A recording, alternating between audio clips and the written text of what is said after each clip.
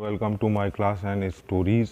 आज हम डिस्कस करेंगे जो एमबीए का ह्यूमन रिसोर्सेज मैनेजमेंट का एक टॉपिक है रिक्रूटमेंट।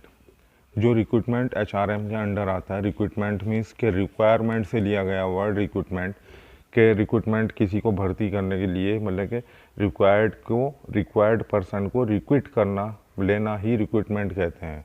कि हमें रिक्वायर्ड है एक ड्राइवर की, हमें रिक्वायर्ड है एक टेक्नीशियन की, हमें रिक्वायर्ड है एक सेल्स पर्सन की, रिक्वायर्ड है हमें एक मार्केटिंग पर्सन की, एडवर्टीज़मेंट की और डाटा मैनेजमेंट की। ये सब जो है रिक्रूटमेंट में ही अलग अलग जो डिपार्टमेंट्स होते हैं उनको रिक्रूट करने के लिए मतलब के अंदर लेने के लिए, भर्ती करने के लिए एम्प्लॉइज़ को ये रिक्रूटमेंट प्रोसेस होता है।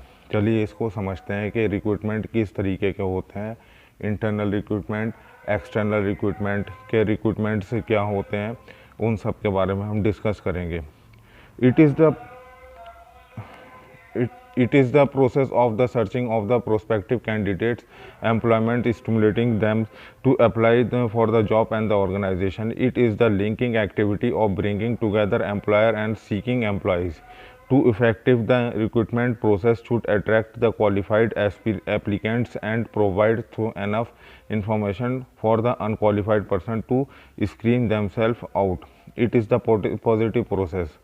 इन दिस प्रोसेस मतलब कि इस प्रोसेस में जो है सर्च करते हैं एम्प्लॉयज़ जो हैं सर्च करते हैं अपने एचआर डिपार्टमेंट के थ्रू के जो उन एम्प्लॉयज़ सर्च करते हैं एम्प्लॉयर सर्च करते हैं एम्प्लॉयज़ को।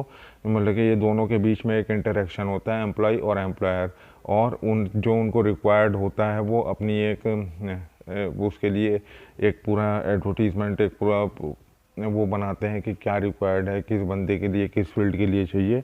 फिर वो उसका इंटरव्यू और सिलेक्शन करते हैं, सिलेक्शन एंड इंटरव्यू, तो उसके बाद में उसका डिसीजन होता है। Source of the recruitment, internal sources and the external sources के इसमें दो सोर्सेज हैं, एक इंटरनल सोर्सेज और एक एक्सटर्नल सोर्सेज। इंटरनल सोर्सेज क्या होते हैं? It is heavily relies on the job paging which means the publishing jobs to the employ by posting the bulletin boards on और intranets. It comprise the filling job of the position where the present workforce by way of the promotion, transfer and the hiring ex employees. This is called the internal job process. Means कि ये process जो होता है कि जैसे कि एक company के अंदर रिक्वायरमेंट है, मैं समझाता हूँ कि जैसे कि क्या समझाना चाहिए कि एक स्कूल का एग्जाम्पल ले लेते हैं। वहाँ पे कोई जो है वाइस प्रिंसिपल है, वाइस प्रिंसिपल के अंडर में काम करते हैं। वाइस प्रिंसिपल जो है अब 5-6 साल का उसको एक्सपीरियंस हो गया और प्रिंसिपल स्कूल से जाने लगी, जॉब छोड़ने लगी, तो उसमें जो होगा ये होगा कि जो स्कूल के एमडी मैनेजर्स होंगे वो एक इंटरनली हायर कर लेंगे कि जो हमारी वाइस प्रिंसिपल थी इन्हीं को अब प्रिंसिपल बना दिया जाए, क्योंकि इन्हें एक्सपीरियंस भी है और इन्हें जो है हमें बाहर से भी लेने की ज़रूरत नहीं। उसी तरीके से कंपनी में जैसे सबऑर्डिनेट्स होते हैं किसी इंजीनियर के, जैसे इंजीनियर के अंडर में डिप्लोमा इंजीनियर काम करते हैं, तो वो 5-6 साल 7 साल 8 साल जब काम कर लेते हैं, एक्सपीरियंस हो जाता है, तो फिर जो है वो उनकी पोस्ट बदल जाती है, फिर उनको प्रमोशन हो जाता है, फिर उनकी सैलरी इंक्रीज़ हो जाती है।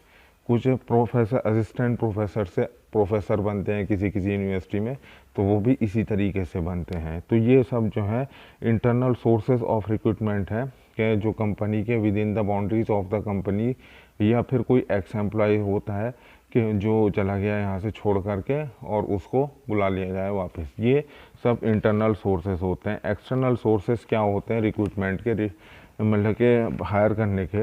External sources are the comprise the sources of the internal sources.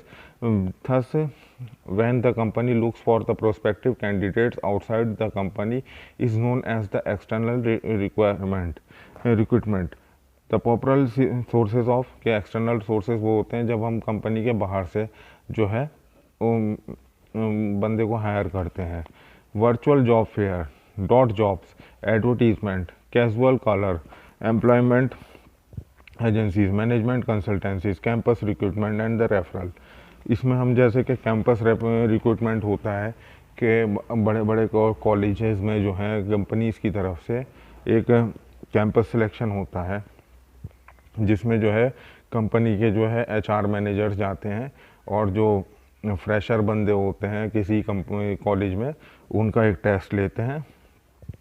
Test लेने के बाद में उनका वहीं से सिलेक्शन हो जाता है। मैनेजमेंट कंसल्टेंसीज़ के कुछ कंसल्टेंसीज़ होती हैं, जैसे कि मैन पावर कंसल्टेंसी होती है, कि जो जॉब एजेंसी जॉब कंसल्टेंट होते हैं कि उनके बाद में जो है जिनको जॉब चाहिए वो अपना रिज्यूम वहाँ पे पोस्ट कर देते हैं, दे देते हैं, और उनके पास जॉब वैकेंसीज आती रहती हैं। तो उनके पास जो बंदे जॉब लेने वाले हैं उसको प्लेस कर करके अकॉर्डिंग टू देम मैच करके उसको जो है उस कंपनी में रेफ़र कर देते हैं। ये पेड भी होती हैं, अनपेड भी होती हैं। बहुत से कंसल्टेंट जो है पैसे लेते हैं दोनों तरफ से, बहुत से नहीं भी लेते हैं, सिर्फ एक तरफ से लेते हैं।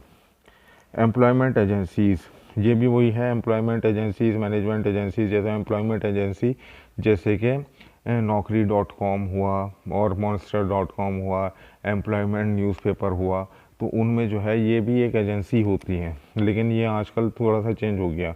एडवर्टीज़मेंट हुआ, जैसे कि न्यूज़ में पेपर्स में वैकेंसी निकाल देना, या किसी टीवी पे वैकेंसी निकाल देना, या फिर आजकल मोबाइल में मैसेज करके वैकेंसी निकाल देना, ये उससे होता है।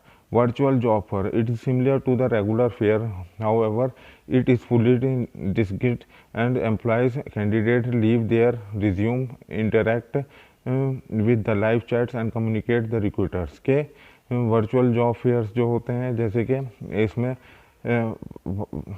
जो है मतलब कि इंटरव्यू देते हैं और रिज्यूम कर देते हैं। जैसे कि आजकल एक कंपनी के अंदर एक सिस्टम होता है कि उसकी वेबसाइट पे जाइए तो वेबसाइट पे कैरियर का एक ऑप्शन आता है, तो कैरियर के ऑप्शन में जो है एक ऑप्शन होता है कि हाँ इस कंपनी में ये रिक्वायर्ड बंदे हैं, तो वो उस पर अपना जो है रिज्यूम, अपनी जो है डाटा सेंड कर देते हैं जिसको जॉब चाहिए।